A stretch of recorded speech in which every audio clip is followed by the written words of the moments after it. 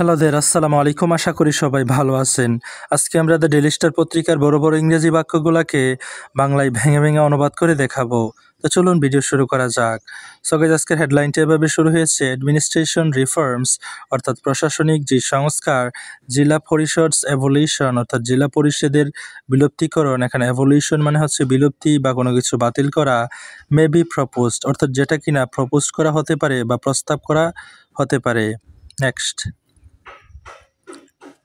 The public administration reform commission অর্থাৎ জনপ্রশাসন এই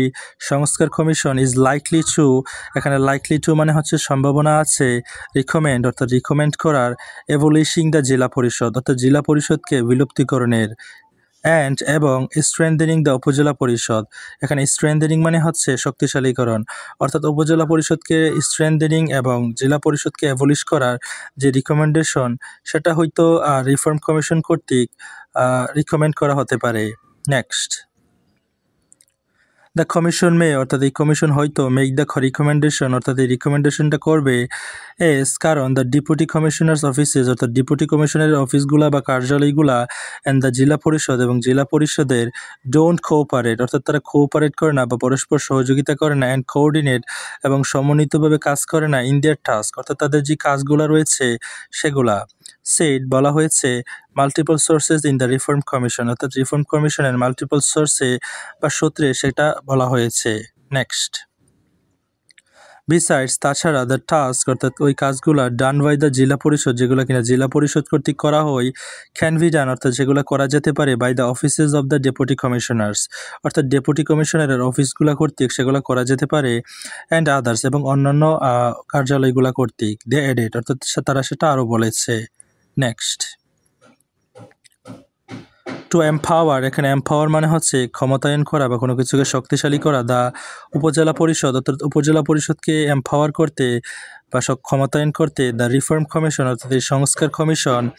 মে প্রপোজ অর্থাৎ হয়তো প্রপোজ করবে বা প্রস্তাব করবে ডুইং অ্যাওয়ে উইথ, এখানে ডুইং অ্যাওয়ে উইথ এর মানে হচ্ছে গেট রিড অফ সামথিং অর্থাৎ কোনো কিছু বাতিল করা, কি আর লিগ্যাল প্রভিশন অর্থাৎ একটা বৈধ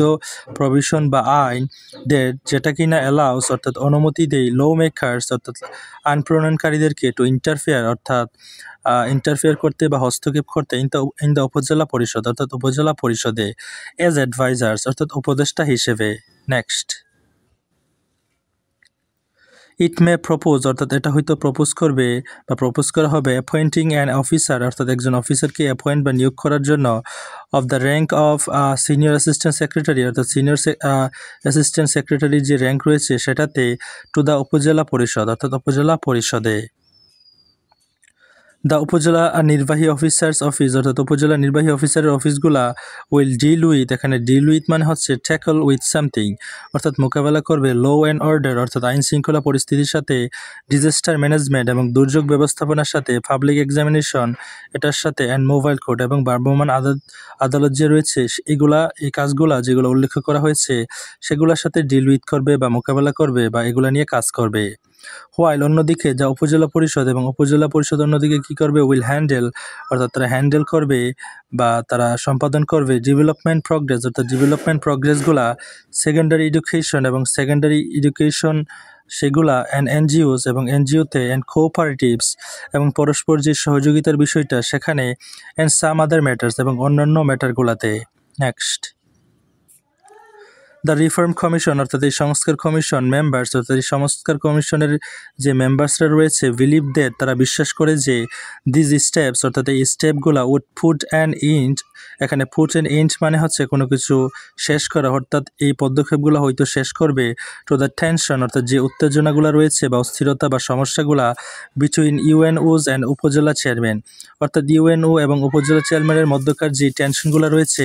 সেগুলোকে হয়তো পুট অ্যান্ড ইন্ট অর্থাৎ সমাধা করবে বা শেষ পর্যায়ে নিয়ে আসবে।